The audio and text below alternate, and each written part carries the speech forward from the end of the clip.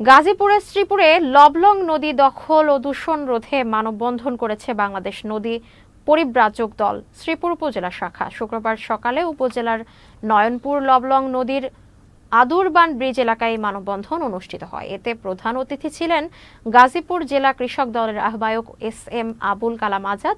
বক্তারা বলেন, নদী বাঁচলে কৃষক বাঁচবে। তবে দখল আর দূষণে লবলং নদী এখন মরা খালে পরিণত হয়েছে।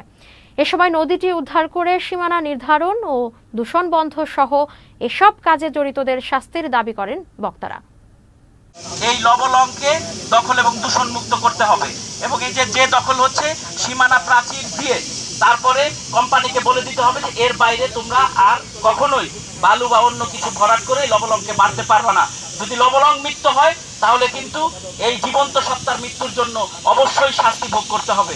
সেই শাস্তির জন্য আপনারা প্রস্তুত থাকুন।